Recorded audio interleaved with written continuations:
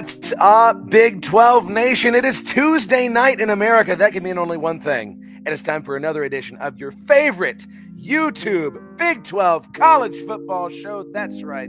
It's the one, it's the only, it's the biggest 12 with me, your host, Clint Foster. Wherever you are, thank you so much for making us a part of your Tuesday night. Boy, how do we have a great show for you tonight. A lot of breaking news to talk about. Brownie's in the house, of course, because, I can't function without him. Let's be completely honest, folks. And we'll have one, maybe two other guests join in. Who the heck knows? We'll see where the night takes us. Talk about approaching the midway point of this Big 12 college football season. Who is beginning to separate themselves from the pack and the chase for Arlington? And who is going to start fading to the back? But before we get to any of that, I need something from you. This ain't your first day on the internet. Come on. I need you to subscribe to the show. I haven't even looked. Okay, I haven't even checked today. I know we're getting so close to 1,000 subscribers on the channel. Let me go ahead and check for you because you do need to subscribe. All right, there it is running across the bottom of the screen. Big 12 VOCFB. And also, while you're at it, go ahead and subscribe to the TCU channel as well. TCU VOCFB. Y'all, 976 of you, okay? We're so dadgum close. I need 24 more of your friends to hit subscribe on the channel. So that'll be so incredibly helpful to us. Please do it. And while you're following things and subscribing to things, make sure that you follow me on Twitter. There it is right there at Clint_Foster55 for my mini stream of consciousness thoughts, and my personal YouTube channel at Clint Foster Creations. That's where you're going to catch that award-winning feature-length documentary of mine, Remember the Alamo Bowl. Check it out if you haven't. And hey, if you've watched it, watch it again. Why not, right? Like I said before, I'm not making any money off of this one. I just want people to see it and enjoy it. So make sure you're sharing that link around. I just want people to enjoy this thing. Also, make sure you're following Voice of College Football on Twitter and Instagram. There you see it right there. There. VOCFB. All right. Very easy to find. And if you haven't already, make sure you check out the Voice of College Football store. Let me put it up on the screen for you once more. There it is. Look at that. Oh, my Lord. Beautiful Voice of College Football merchandise. Put a VOCFB on your body and enter in our promo code, Big 12 VOCFB. That'll let them know that you're a fan of the greatest show in the world, which makes you one of the greatest fans in the world, okay? And that's going to be very important. You're going to get a little discount. And eventually, we're going to get biggest 12 merchandise. They keep telling me, all right? So eventually it's going to happen. Keep your eyes peeled for that. In the meantime, get yourself a purple shirt. Oh, look at that. Very nice. Very nice. All right.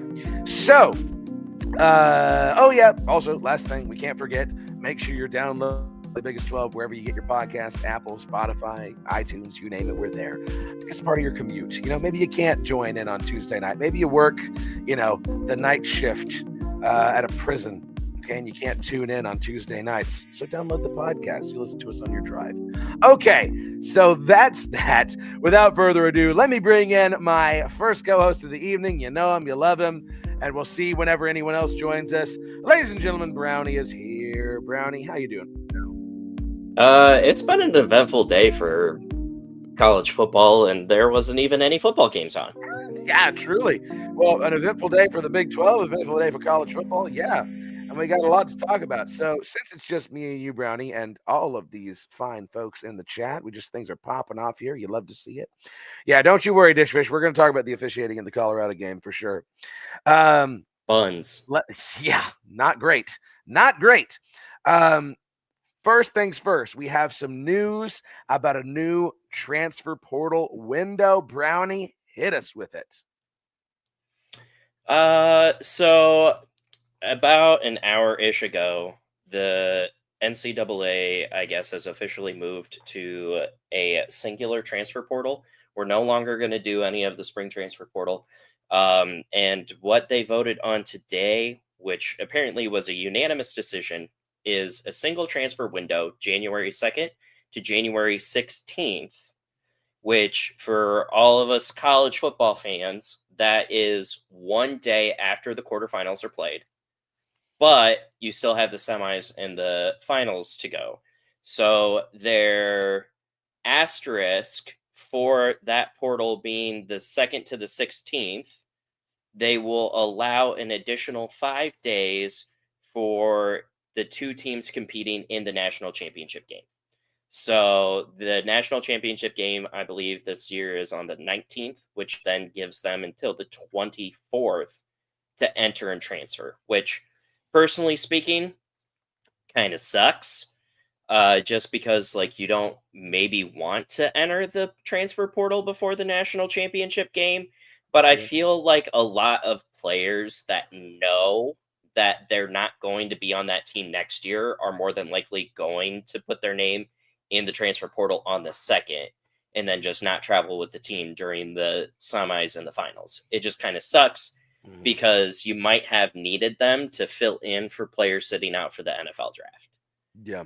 Yeah. So, Of course, theoretically, I mean, if you're in the national championship conversation, theoretically, those guys aren't sitting out for the draft. I mean, that's yeah, the biggest that's prize a on the big line. thing. Yeah. It's not a Cam Ward situation. Yeah, for sure. I mean, I think I like it. I like only having one transfer portal window to deal with. Yeah. And hopefully this will cut down on the tampering a little bit more. I mean, at the end of the day, I think we just need a lot more regulation, frankly, in that regard, right? To make sure that tampering's not occurring because it's just rampant right now. I'm really interested. I'm trying to find an open date in Cody Campbell's schedule to get him on the show to talk about everything that he's trying to do with his new regulatory body to oversee college football. I think it's going to be a really fascinating conversation, and I really am curious to see what he has to say about it. But yeah, I think that this is a step in the right direction personally. Anything that we can make this more uniform, right? I mean, you've got a free agency window in the NFL, right? You've got a salary cap in the NFL, right? I think we need those sorts of things in college football. The more we professionalize it, so it's less of the Wild West. At least that's my take. And I think that they did a right thing by making it like that 15-day window. I know the initial plan was a 10-day window.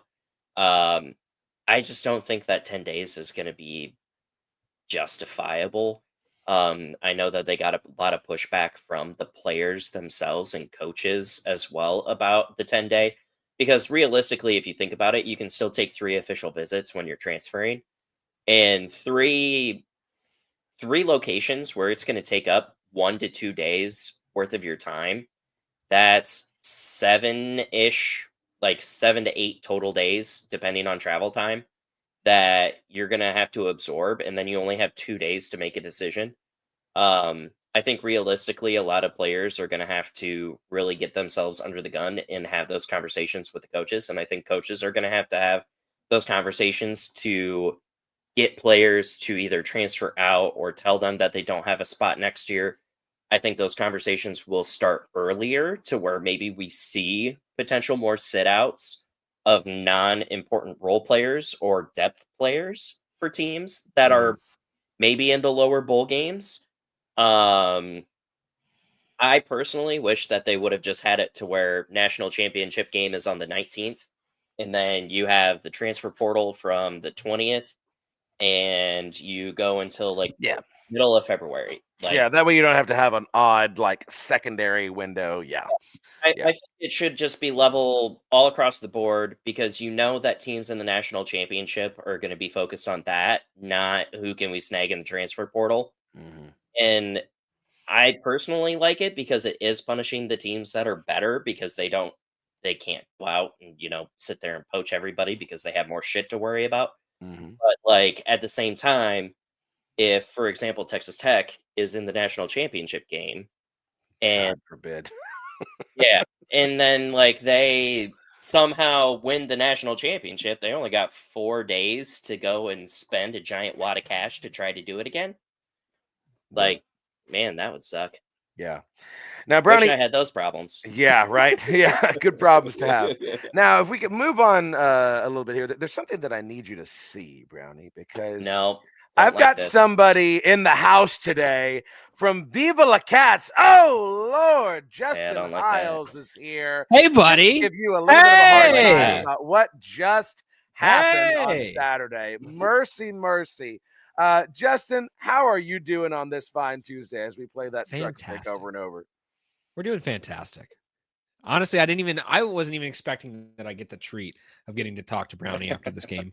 live and in person. So this is fantastic for me. Yeah, Iowa State's college football playoff contentions lasted just about as long as Cincinnati's did for MLB. Oh Lord, this thing's screwing up on me. I'm Ruh-roh. trying to get y'all on the screen and it's like messing up on me. Lord. Rookie. Yeah, I know. Well, StreamYards, I don't know what it's doing. I wish There I we could go. show you what it's doing. It's like freaking out right now. Okay. It's because you have too many buttons. Yeah, There I we do. go. Okay, there we go. Yeah, I was literally just guessing because they're all like this big. Okay, so Justin's here. We're gonna talk some cats today, some bear cats. Let's be specific. There's way too many cats in this conference, and whether or not Cincinnati is for real moving forward. So but before we get into any of that, okay, yeah, we got a lot of people saying Cincinnati look good. Yeah, so we got to for a moment. I mean, Anybody Justin, would look good where's when your you're head at playing right now, against like Justin? 6 walk-ons on defense.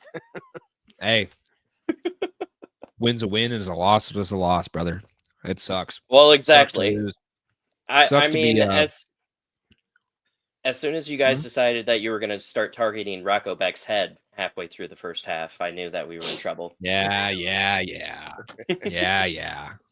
Well, maybe that wouldn't have been a problem if you didn't go down like 31-7. That would probably help avoid that situation. But hey, here we are. You know, it is what it is. The game, fantastic. All fronts from the Bearcat perspective, as far as the way they played, the way they executed, and the way they just came out against a quality team. I think that's the biggest thing that feels like Cincinnati has really been lacking over the past few seasons, is just the ability to execute and do it early. It feels like so many times if we haven't been able to keep up in the first half, it's kind of gotten away from us, where we've had leads build too big for the other team to where we just can't catch up. And, you know, I know that's actually a kind of a Iowa State thing as of late, past few seasons, just trying to play catch up at the end of the game. And usually they do enough. The problem is for us, we usually don't do enough to come back. And so to see them coming out on all cylinders, just, moving the ball around, getting downfield, being effective on offense. This is something that I think we've looked at over probably the entire course of the Satterfield era, but then also with Fickell in his era as well. That offense just it's been hit or miss, but defense has generally been pretty consistent. Now with Satterfield, it's kind of flipped where the defense has just kind of been a little bit more spotty. I think it's starting to reel it in a bit more. They've made some great additions in the offseason that's really helped. But we're in a spot now where I think the Bearcats feel pretty confident coming out of the first quarter of the season. You had, of course, the Nebraska game to start, and then, a few little toss-ups, or not toss-ups, sorry. That's a bad word to use there. A few cupcakes. And then, of course, Kansas, and then now Iowa State. And that Kansas one on the road, I think, was really just kind of the telltale sign that, like, hey, something's different about this season. And that's the thing we've been waiting for. Just like, where's that part where you're going to unlock it and find a way to win? Because that exact same game at Kansas this year was the same game that we had at Texas Tech last year. A lot of scoring, putting up points. You get down, you have a 2-minute drive. Can you go and win the game? And we're finding that this is actually a thing that they can do now. Like, this is something that's been sorely lacking. And so for them to find that ability to go out and do what it takes to win late in the game is great. And then they did it again against Iowa State. I mean, that was a tight game at the end. It shouldn't have been, but it was. I was going to say, the second half was not a good half for anybody. It absolutely shouldn't. We're going to disagree. We're very much going to disagree. So I'm sure you've already said your piece. I'm just going to say mine.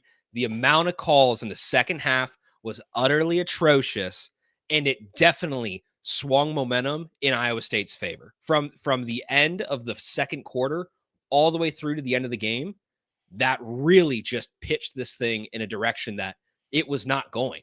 And those quick 15-yard penalties, 10-yard, 15-10, 15-10, over and over and over again, where you're getting penalized 13 times in this game. I get some of those, yes, are absolutely on the Bearcats.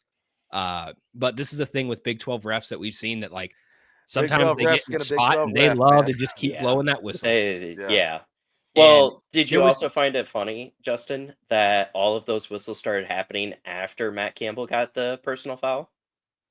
Yeah, Go that back was and watch. interesting. Almost every single one happened right after Matt Campbell got the personal foul. Well, here's the thing that I've never seen It's before like in my getting entire a life. T in basketball. I've never seen this before in my entire life watching football. 7 straight plays where there was a whistle blown and a flag thrown. That is, I don't have words How for many it. were like 7 illegal straight formations plays. too?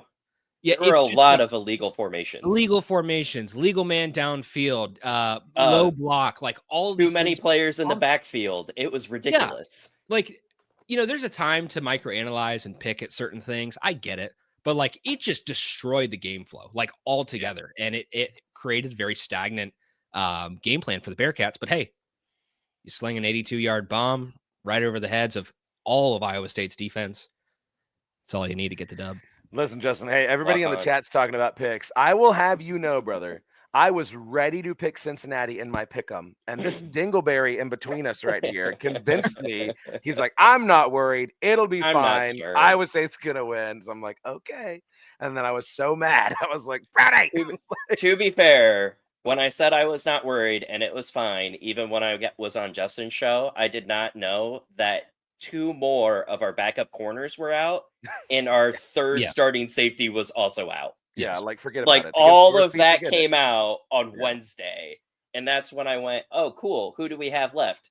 2 walk-ons that were starting safety, another safety who was a glorified linebacker.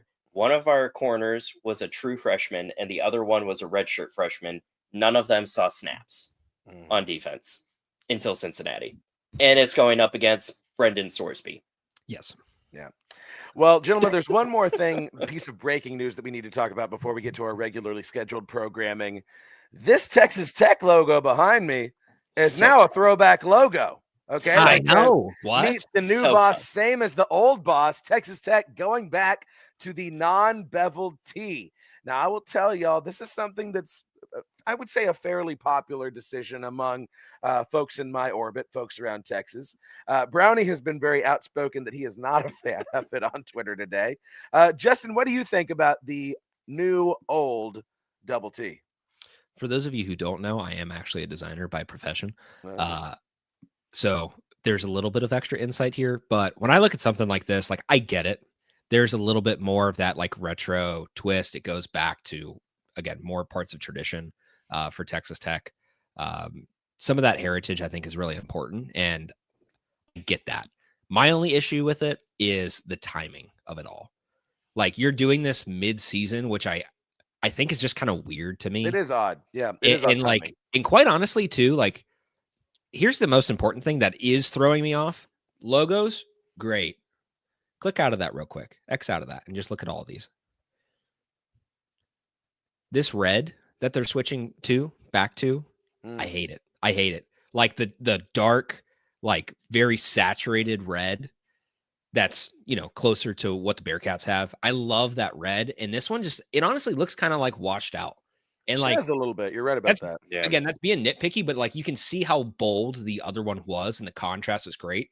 This is, it almost looks like you're looking like Temple a little bit. And Texas Tech fans are going to hate that, but you're kind of looking like Temple. Hey, man, that's what I've been posting over X this entire time. I even sent one to your guys' X page too about Oh, really? it. Yeah. Yeah, it looks like Temple. I mean, It does. I don't know, man. It's tough. You can literally, Clint, just literally go to my X page. There's I was literally like, how am I going to be able to find 5,000. it? Oh, I guarantee you. There's like 5 of them in a row. Yeah, Keep whatever. going. Keep going. There it is. Oh, yeah. I mean, look at that. Yeah. Hit the head on the nail. Yeah. I mean, that's not going to be a popular take among hit the head folks on in the Oh, the. no. And see, here's why. So Dishfish is saying this is why It a lot took of me- folks in Texas like it. It reminds me of the Southwest Conference. Yes, it's a classic. It's a throwback. It's the same reason a lot of TCU fans would love to see a Flying T throwback, right? It's them good old days, right? Even if you didn't have a particularly good program back then, right? It's nostalgic, you know? But yeah, I can see from a design standpoint, I can absolutely see all of the points that you're making, Justin. I just feel like it's just a generic logo now. Like, it doesn't set itself apart from anybody else. Like, yeah, Texas Tech or TMU has like the bevel T as well, but like you're not going to mix up Texas A&M that is literally ATM versus a double T, where like now you have that double T. Like I told you right before we got on, my wife came in and she's like, "Why is there two T's in the Temple logo now?" Like, Oh you boy. know it's bad. Like my wife knows Texas Tech. Like she knows about them. Like she knows the logos, and she legit already confused it with Temple. Yeah. I mean, since we're bringing wives into the conversation, now my wife could not care about football if you paid her to care about it, right? Likewise. She actively hates football, Likewise. but her parents both went to Texas Tech. So I'm like, before the show started, she's actually here today. And I was like, babe, what do you think about the new logo? And she goes, "Ugh." She literally made that face. She like recoiled, like, yeah, no, don't like it. It would have Don't been like it. cooler if they would have done something more with the Matador. Just saying. Well, I do like the beveled Yeah. matador, right? Yeah, the We've at beveled least beveled matador. the matador if we're gonna bevel the T. Yeah. Now, comfy rambles, you're gonna have to explain to me what it is you're talking about here. That you designed this logo? What? What do you mean you designed this logo? You need Oh to give me boy. some more context here. Did Okay. you also type the T into Adobe Illustrator and edit it by like 5 different points? Because Justin, fun story. That's what I did with the Temple logo, and I made the Texas Tech logo. There you go. There Yeah, you go. I mean, again, from my perspective, like I understand it. It's I get it, but you're also doing this mid-season, which is just a little odd to me. Like I think you do it in the off season, you give people time to digest it, but also to What all if those they're points, covering up a scandal? they clearly right now they're clearly looking at like, hey, we want to be in the college football playoff this year. And so what better time to have like your new old logo be like put on the face of everything than if it's going to be on Texas Tech made the college football playoff shirts and That's true. Big 12 championship game shirts. Like I get that. That is where I get the execution. However, again, timing is just odd, but that makes sense. And what better time for them to start losing the games that matter, right? When we Yeah, go I back mean, to this old logo. see, they could be putting some bad juju on them. What happens when they roll this out in the first game that they have this new logo, they lose. And also you're going to have this logo.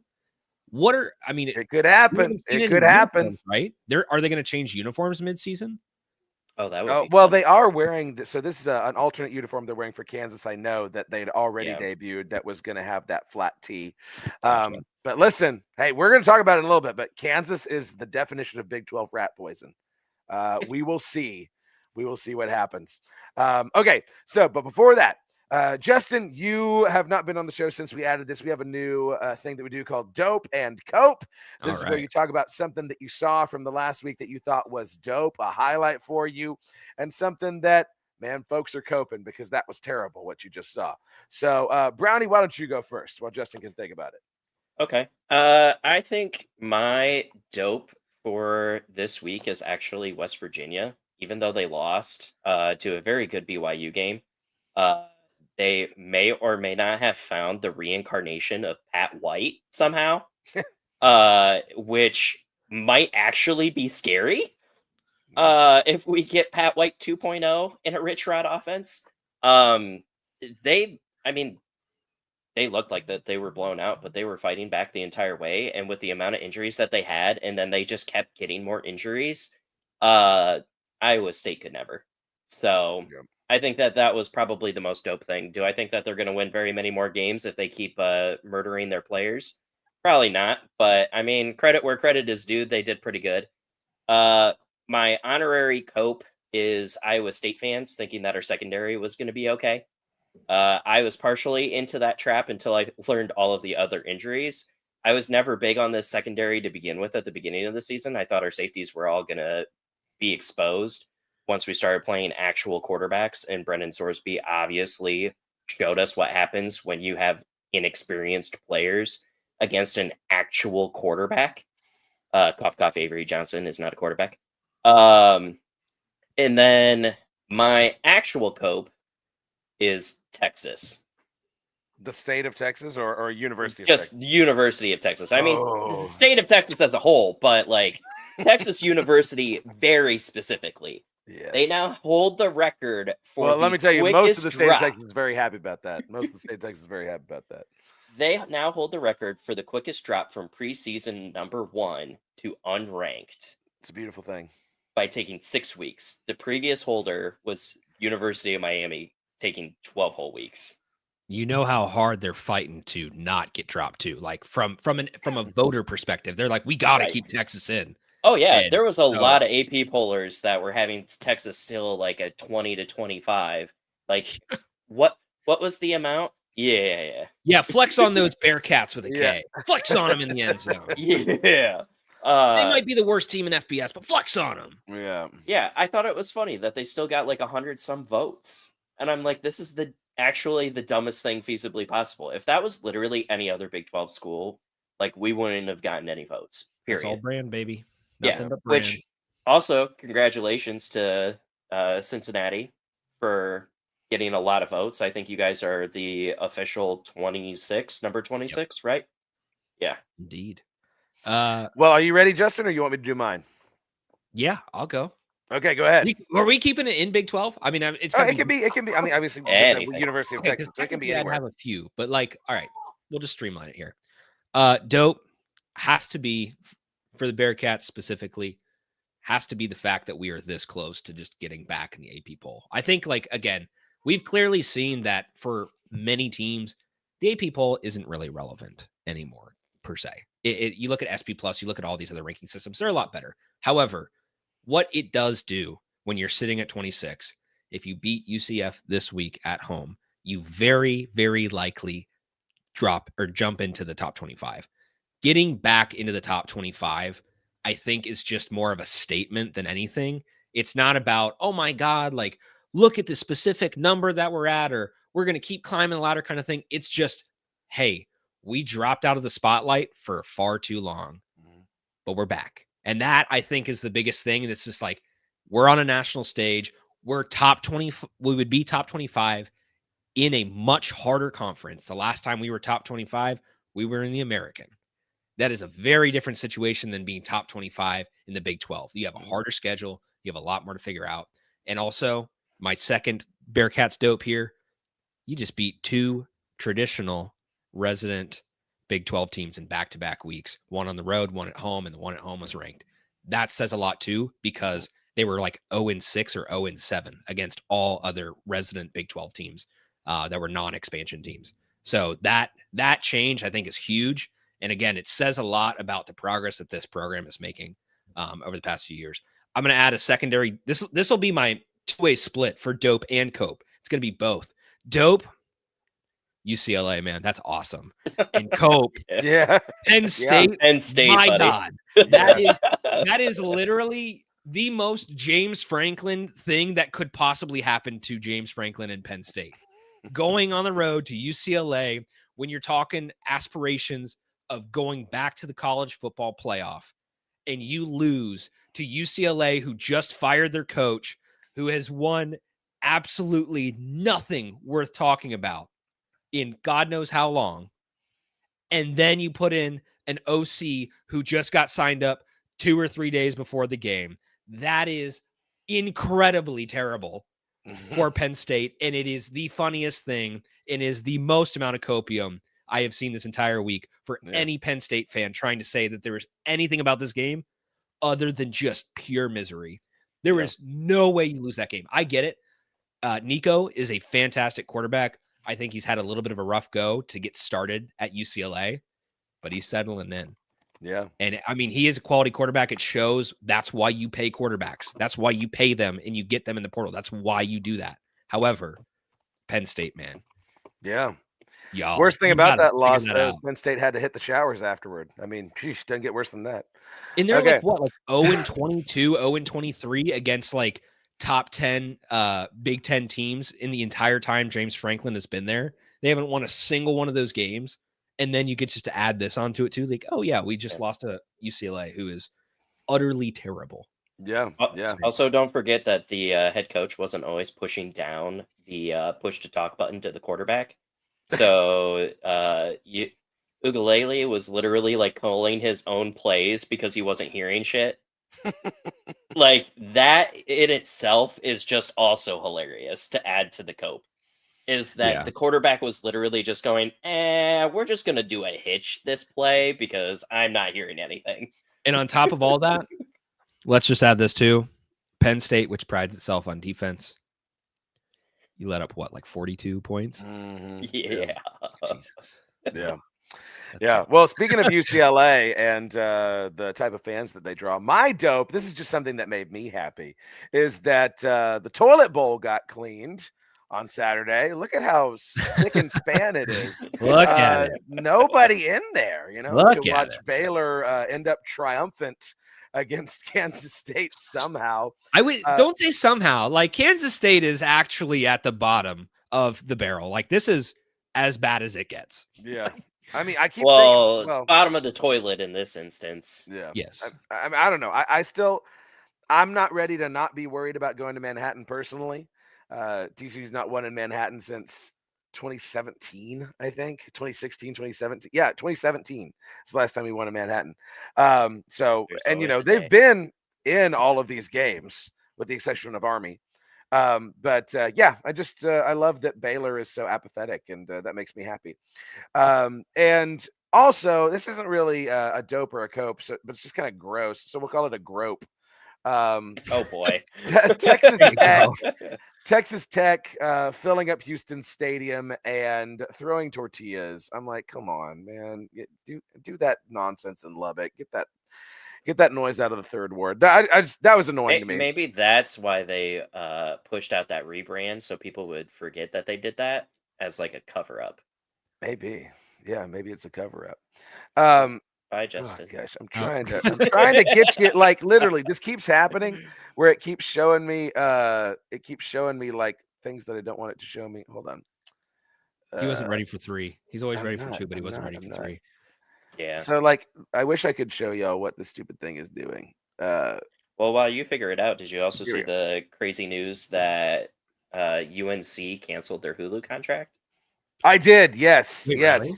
Yeah. The Bill documentary will Belichick- not air. Yes. Yeah, Bill Belichick apparently axed it because now there's like this huge, I guess, split in the locker room and a lot of miscommunication between coaches, staff, and football players that are now apparently starting to get leaked. And it's not a good time in Chapel Hill, apparently. Yeah. So I've got 2 copes, both from the TCU Colorado game. One is I am coping hard because TCU may have the worst offensive line in the history of the planet Earth. Debatable. And we just lost one of our tackles. No, And we just you lost do one of not our know.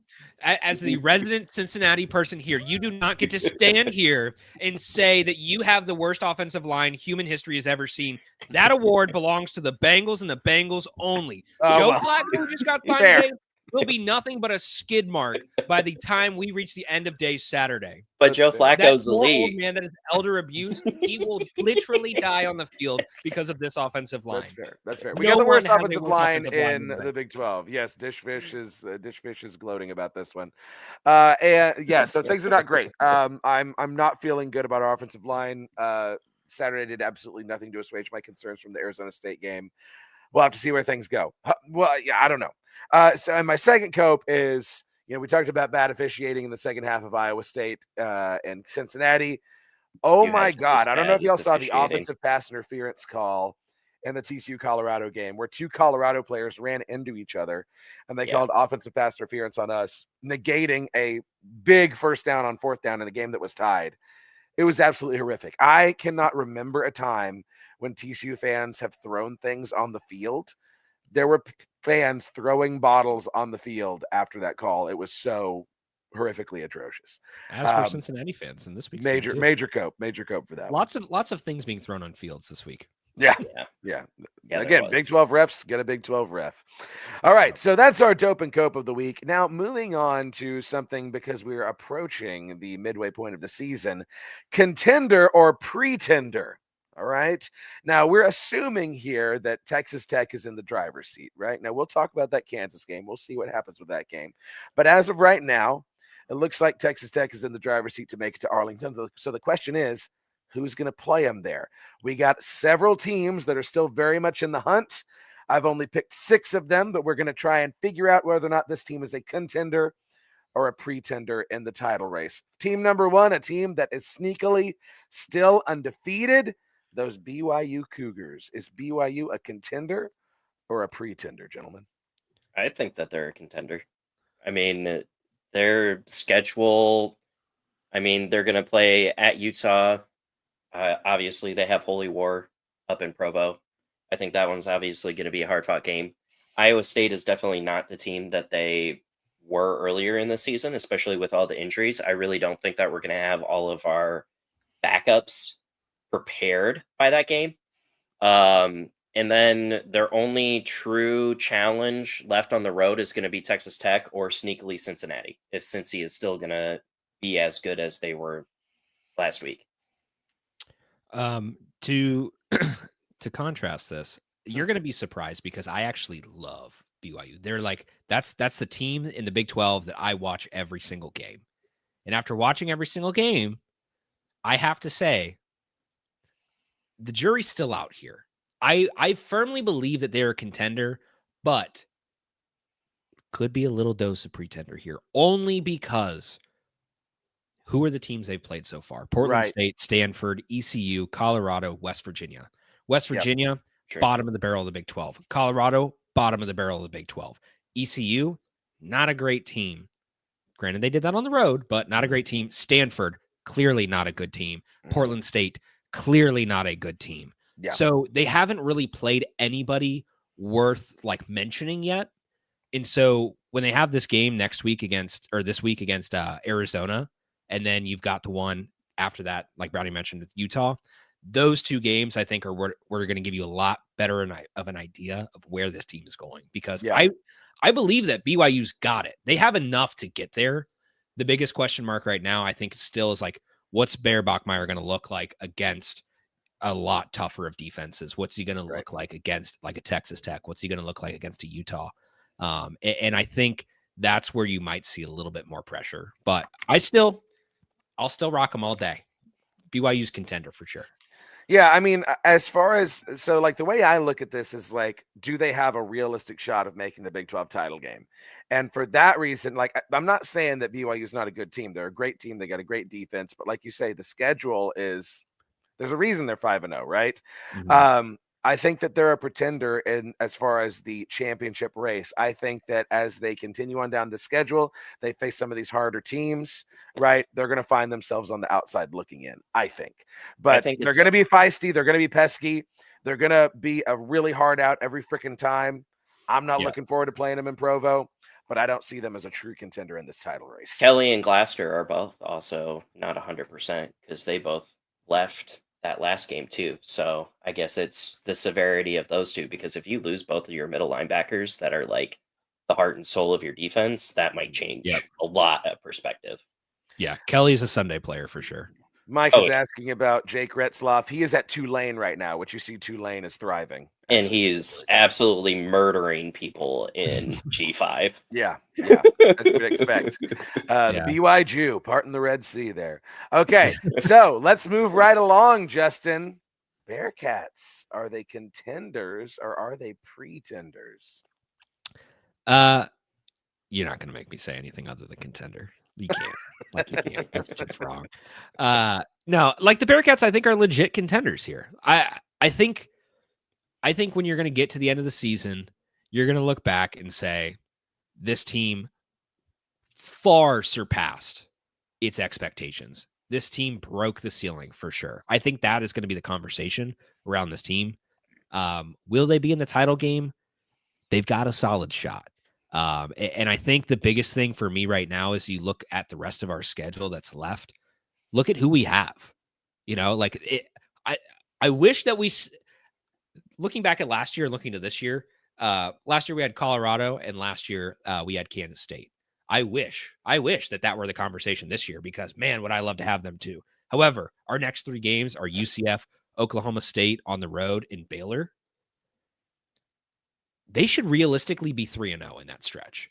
Baylor is going to be prickly. It's going to be tough, and it might be a 50-50 game. But UCF and Oklahoma State right now, with the way those programs are and with the way ours is, they have no business losing either of those games. And if that's the case, you're going to get to 6 or 7-1 really quickly.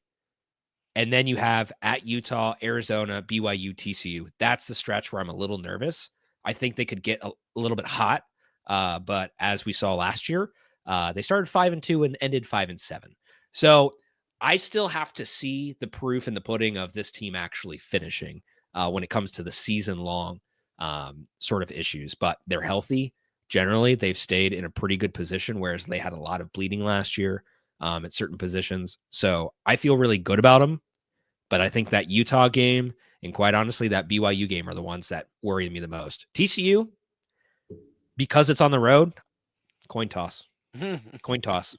Coin toss. I'm a little nervous about that. And that, quite honestly, that game could very easily decide the difference between who's in and who's out. Yeah. Brownie, you think Cincinnati's a contender or no? Honestly, I think it could go either way. Their schedule is extremely favorable. I definitely give them that. Beating Iowa State and Kansas at the very beginning also definitely propelled them forward, especially beating Iowa State, who everybody was assuming before that game was a contender for the Big 12 title. I think realistically, the stretch is going to be how good is Baylor actually?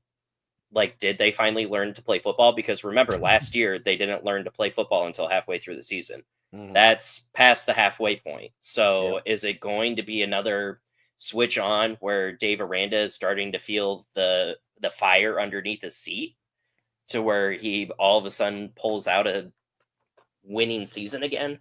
That Utah game, I think, is going to be extremely challenging, as much as I hate Utah. I mean, Salt Lake is pretty rough to begin with. I think Cincinnati can do it. Utah's defense is fairly decent still. It's just more of like Cincinnati has to keep doing what they did against Iowa State, and that's put a team in a hole at the very beginning and then just hope that that secondary can hold up when teams have to start passing it. Because Rocco Beck missed a lot of open passes and a lot of easy passes. And if you have a Sawyer Robertson doing that, a Bachmeyer doing that, a Hoover doing that, they're more than likely going to make those passes where Rocco just was not Rocco. So that's kind of where I'm at. It's, I think, a 50-50. It all depends on if Sorsby can give them that lead going into halftime to where they can just ride it out and make the second half dirty. Yeah.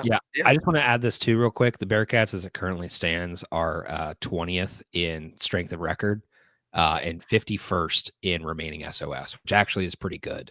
And if you can keep that balance and those two things apart, I think that's actually, kind of shows just what's left on the table. But again, it's not going to be easy. That final 4-game stretch could get really scary really fast. It's not all that different than TCU. We're just going to eat ourselves. Yeah, it's not all that different than TCU. It's a tough rest of the way, but you control your own destiny, right? Can you win one at a time? Can you keep yourself in contention? I mean, there's a pathway. There is. Sure. Well, Brownie, we just talked about Cincinnati. Let's talk about Iowa State. Is Iowa State out of the picture now? Yeah. Not to be Mr. Doom and Gloom, but like I said, we're down to walk-ons in the secondary. It's the exact same issue that we had last year going into the Kansas game, right? Like Iowa State was 6-0, went into Kansas. We were down to 2 walk-on linebackers and a scholarship true freshman that didn't play football until his senior year of high school as like our 3 linebackers. And our safeties had no shoulders, and one safety had a club for an arm, where he could have finished 3 games if he had the use of both hands, but he had to swat the ball down instead of try to catch the football. It's the exact same scenario, except now it's the secondary. And Iowa State has a lot of teams with really good quarterbacks left on that schedule. And I said at the very beginning of the season, the worst position on Iowa State was going to be the secondary and the safeties. Now you just got rid of almost 4/5 of our starters when I said it was questionable, and now it's even more questionable. So if you talk to an Iowa State fan and they tell you, hey, I'm not worried about our defense because the secondary will be just fine, they're lying to you. I called it from the beginning. I bit into the hype last week until I saw the injury report, and now I'm like completely out on them. I genuinely think this is going to be a 6-6 team now. Well, just yeah, I because mean, of injuries. yeah, well, you said it. This is a horrible, horrible point in the season for these injuries to have happened because I Yeah. think y'all should beat Colorado, right? Colorado's its own mess, Allegedly. but you've got BYU, Arizona State, TCU, Kansas, back to back to back to back. Oh my God, right? That's Name me a bad quarterback on that list. yeah. I mean, Jalen That's a Daniels, really rough stretch to have so many injuries in the secondary. And yeah, to the Iowa State, this could get. It's kind of like we talked about Kansas State after that Ireland game. but There's a world where this could get ugly fast, right? So hopefully y'all are still in contention when you come down to Fort Worth, so it's at least a fun one. don't expect that. It might be a toilet bowl game too. Yeah. Well, Justin, what do you think? Contender or pretender? Did you just beat a pretender, or are they for real? Pretender. I hate saying that too because I really do like Iowa State. And I think I really respect what the program is and how much they've turned it around from what they used to be. And I think last year clearly showed that they were a very good team, but to all the exact same points that Brownie mentioned, it's just when you're bleeding your depth that fast, it's kind of one of those things where it's like if you have an injury at your starting position in 1, 2, or 3 different spots across the board, you can get by actually. It could be even core like positions, but when you have an entire section of your defense just eviscerated, guess what? If I'm Cincinnati, guess what I'm going to do? I'm going to throw at your corners every single day. If I'm Colorado, if I'm BYU, if I'm Arizona State, if I'm TCU, all these guys they have up next, what am I going to do? I'm going to throw directly at your corners and I'm going to make them work. They might get a little bit better because they're going to get more reps, but realistically, are they going to? Probably not. And I think that when you have a hole that's that big, it just is going to be really difficult for them to not have that be exposed. You can change your defense and try to restructure it as much as you can, but it's a fundamental part of football that you're just going to keep getting hit. You're going to keep getting punched in that weak arm, and they're going to keep going for that weak spot, and that's how the game is played. And offensively, I think they've got some good things going for them, but I just don't see how they can make improvements. I realistically think they beat Colorado and they beat Oklahoma State.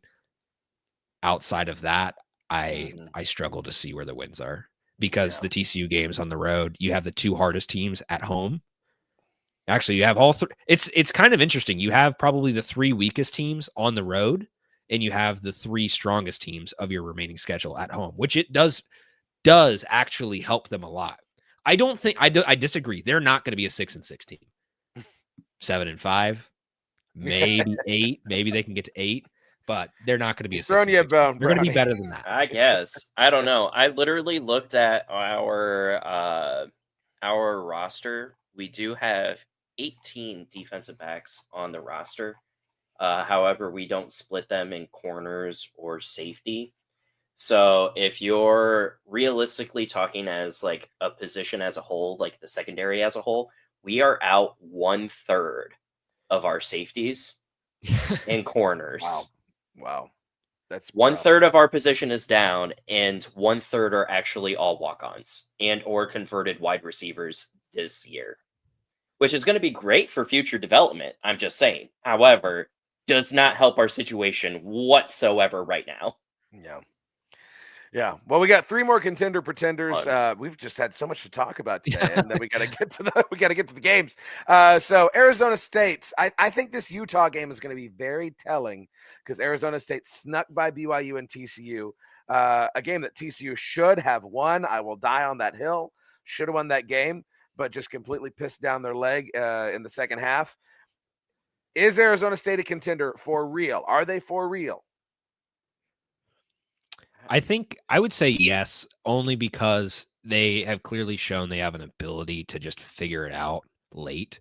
And that's a thing. That is, again, a trait that I talked about with the Bearcats earlier. That's a trait that is important if you want to get far. Again, they don't have quite the same roster that they had last year, but they're pretty darn good. They're pretty darn good. And if you look across the rest of their schedule, you got Texas Tech, you have Iowa State. Those are your 2 tough teams, but you got Houston, which I'm not a believer in as much as I am happy for them that they're, finally kind of turning it around. West Virginia, Colorado, and Arizona. You're telling me they're not going to win those 4 games? So then you got Iowa State and Texas Tech, and Iowa State we're saying is probably going to lose. So what? They're going to lose to Texas Tech and maybe Utah. I They're think 2-0 right now. That's 2 losses. 2 losses probably puts you in the Big 12 championship game at the end of the year. Yeah, I really think that it's going to be the Utah and what happens for the Texas Tech game and after the Texas Tech game. Yep. Because if they go out and they beat Texas Tech, Which they like could. it's at home. Like Yeah. it's not a road trip to Lubbock. If they beat Texas Tech, then it's all going to be about how can they handle after that. Yeah. If they lose to Texas Tech at home, it has to be a how do you recover from that to still make the championship game? Because now you're not in the driver's seat anymore. If you lose to Tech, you are now in recovery mode. And it literally might be what happens in Ames. Like, is there going to be Jack Trice horror 2.0 for like another heavy ranked team where they just come in and they screw the pooch? Like that, I think that's what's going to be the telling sign is their response to Tech. Yeah. Now, don't let the stadium fool you. Baylor is still 4-2, 2-1 in conference, and very much in the mix right now. But can we agree they're all pretenders? What do we think? Yeah. Yeah. I mean, I'm never going to say anything good about Baylor, so pretender from me. I mean, the problem I have though is outside of the TCU game and the Cincinnati game, they also have a pretty easy schedule because they also have like Utah at home, Houston at home, and at Arizona. So realistically, if you're thinking about it, I think it comes down to that TCU and Cincinnati road stretch. So if they can get by, those. if they lose both, they're screwed. If they go 1-1, they have a potential chance, and we might end up with like last year's giant like bracket tree of what if isms. Like I would love for that because then everybody has to tune in to every single Big 12 game just to see what's going on. But as a fan that was chasing the college or like the Big 12 championship game, I hated it. Yeah, right. Yeah. Because Well, I'm like, oh my god, I have to have all of this shit happen plus my team win.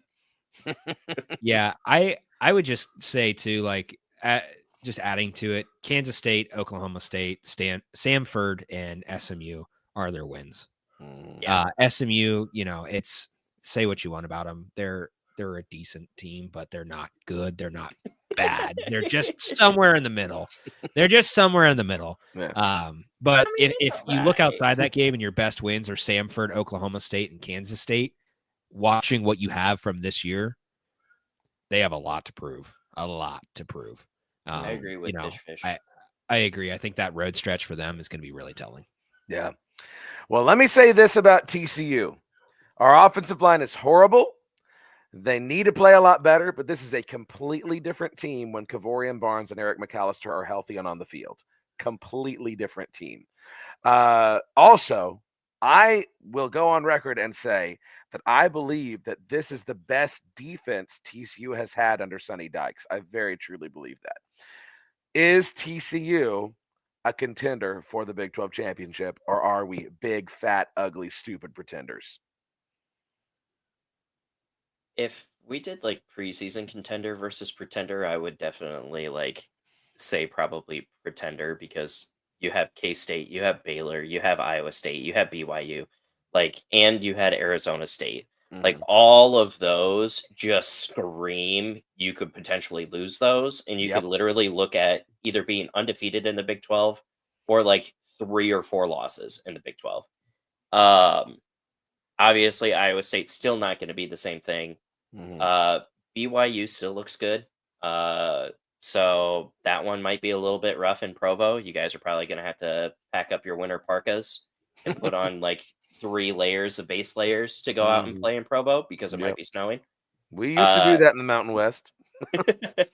But yeah, I don't know why, but I feel like Kansas State and Baylor are going to figure their shit out. And when they do figure their shit out, it's going to be a very bad day for the Big 12 because they are literally going to throw the wrench like Kansas did last year. Yeah. Hopefully not. I'm not gonna say either way. I got to win in Manhattan, man. I got to get a win in Manhattan. Come on. I got to get one. Are we pretenders, Justin? Sorry, my connection has been horrible. So I heard about like 3 words out of that whole thing. I don't know what's happening, but Don't worry about it. I don't know. I'm still putting my feelers out here for TCU. I think if you're playing the schedule game here, they clearly can put up some points. Yeah. It's going to be a little bit of the classic like TCU, or not classic TCU, classic Big 12, kind of offenses. And I think they have one of those this year. We'll see how they sort themselves out, because I think they have a winnable stretch here too, in the next three games or so.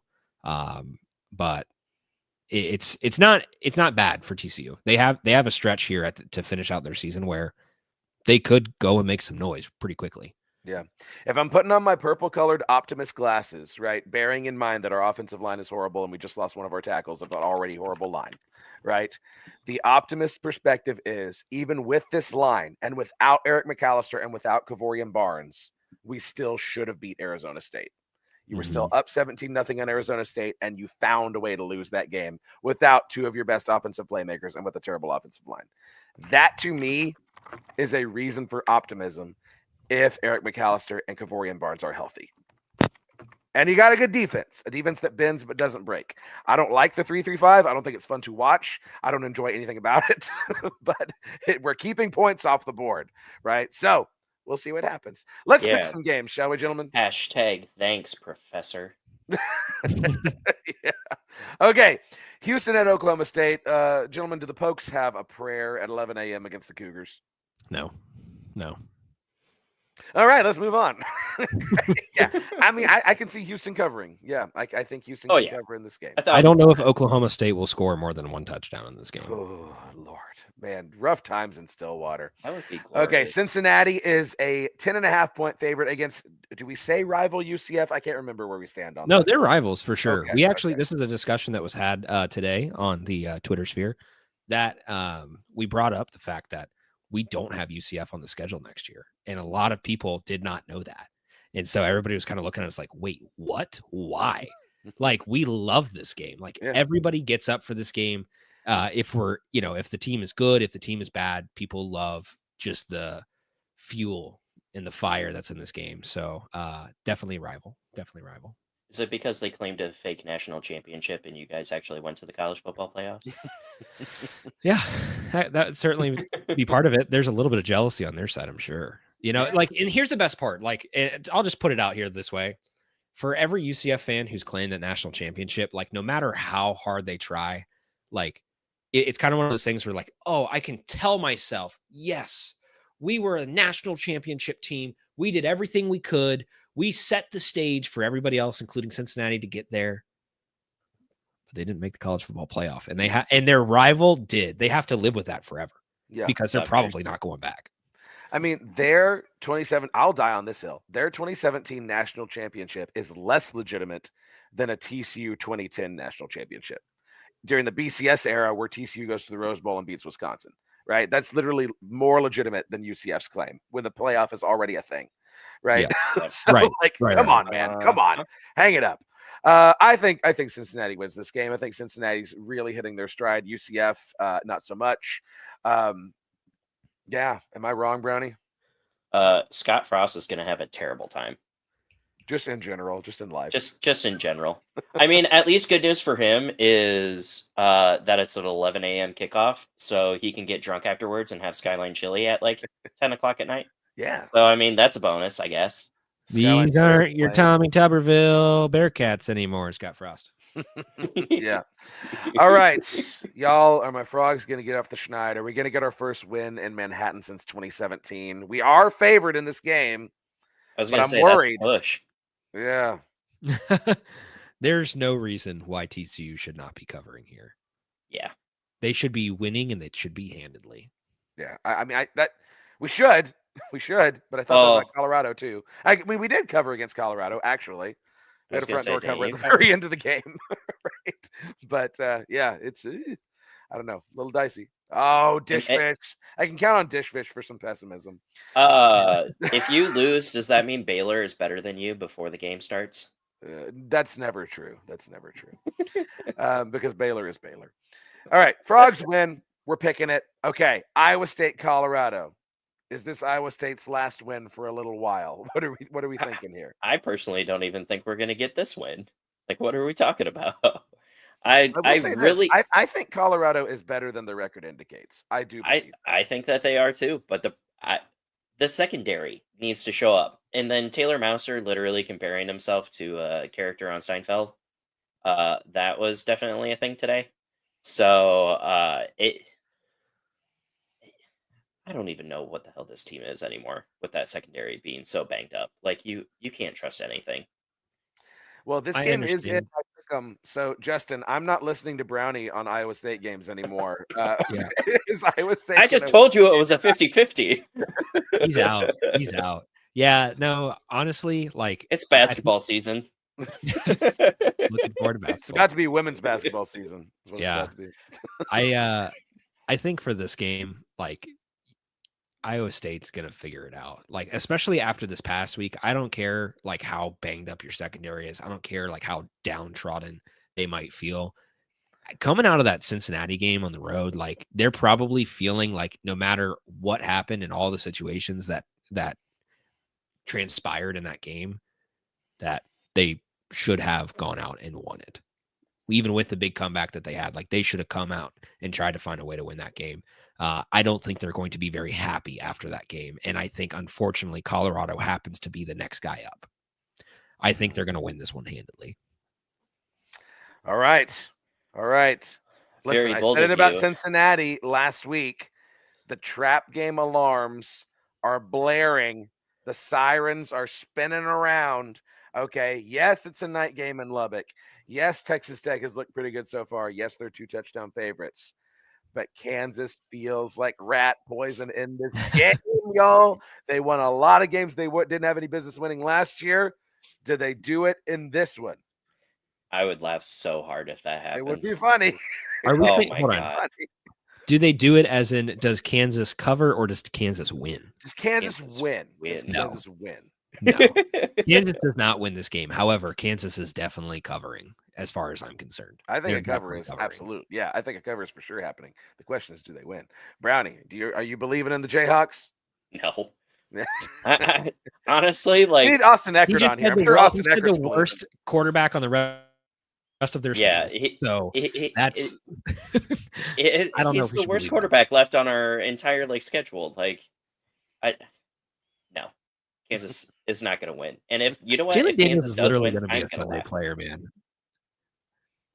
He's gonna be I a want what he's quarterback. smoking. I want what he's smoking. That's Jalen Daniels is going to play on Sundays at some point as a backup, but he'll play. Or I maybe was a going to say receiver. probably a backup, but He'll play some probably preseason not at games. quarterback. He'll play preseason games. I could see him as an Antoine Randall, like receiver, See, I'd be okay with former that. quarterback. Yeah. Only if he goes to Pittsburgh. Okay. So you think Texas Tech is not? I mean, yeah, I think Kansas covers, but Texas Tech wins. Is BYU on upset alert in Tucson? They should not be. However, this is one of the games that I will be watching closely. BYU has typically done a pretty good job at covering for the most part over the past few seasons. But let me make sure I'm reading this right. Is BYU the underdog in this game? No, BYU is favored by a point and a half. Sorry. Yeah. Oh, okay. Arizona plus 1.5. Gotcha. Arizona's plus 1.5. Sorry. I was reading it backwards. I was like, there's no way that Arizona should be favored in this game. No, I think it's going to be close, but I think BYU's they're going to win. So I think the reason why it's as close as it is that Jack Kelly is currently doubtful for the game, and Glasgow did not practice yesterday or today. Which, again, if they lose both of those linebackers, that's most of their defensive production. That's true. I'm still not worried about it, but I would feel like more that BYU Arizona game would go the exact same way the Iowa State Cincinnati game went. Yeah, I think BYU wins, but here's a very interesting stat that Arizona tweeted out over the weekend. Okay. They're the only program in the nation that has allowed 0 passing touchdowns this season. That's interesting. That's interesting and not something I would expect, right? Not that BYU is particularly pass heavy, but that's a number that raises my eyebrows.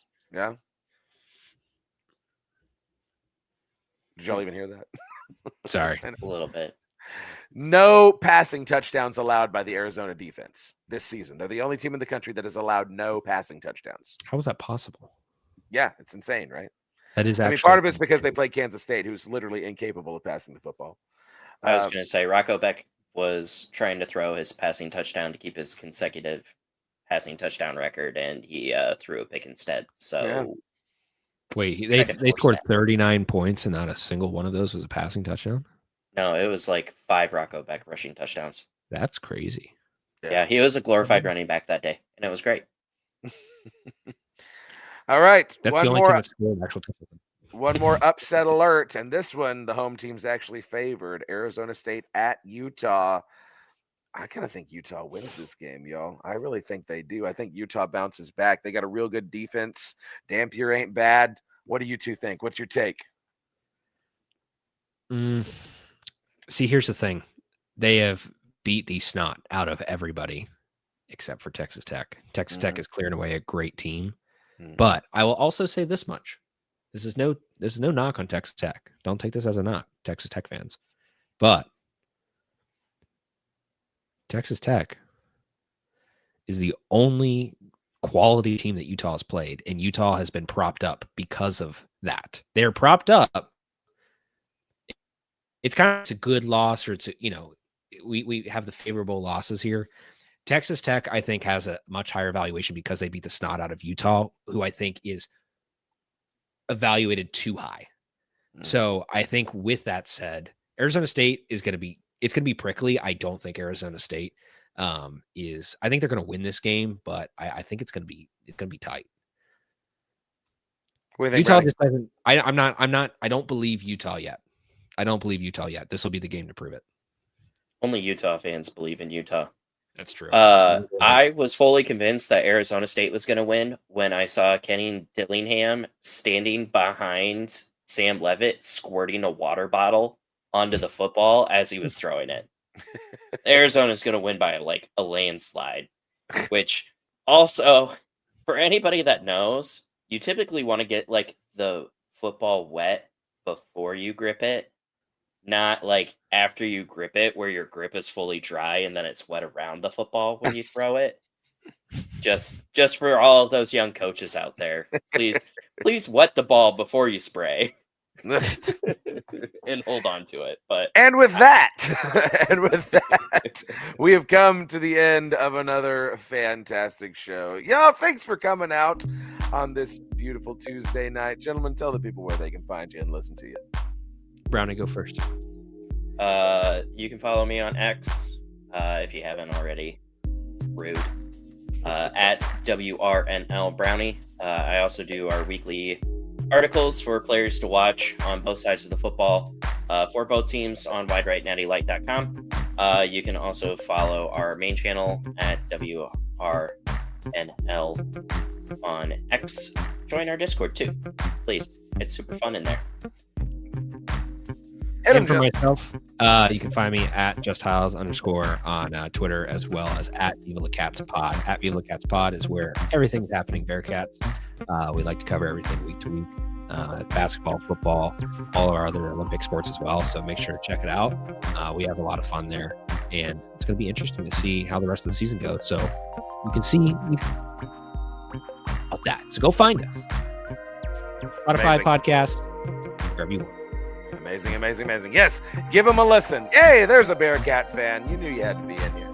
Okay, there he is. Okay, yes, you know what I need from you. I need 26 more of you to subscribe to the show. Come on, do it. Hit the subscribe button at Big 12 VOCFB. And hey, TCU VOCFB, I wouldn't hate you if you did that one too. But come on, let's get to 1,000 subscribers on the show. I believe in us. Let's make it an international movement. We're basically on the way if we have 1,000 subscribers. Follow me on Twitter at Clint_Foster55 and my personal YouTube channel at Clint Foster Creations. Check out Remember the Alamo Bowl if you haven't yet. I want you to see it. I want you to love it. It's my love letter to college football, TCU football, the state of Texas. It's a beautiful thing. Put a lot of effort into it, a lot of love into it. Check it out.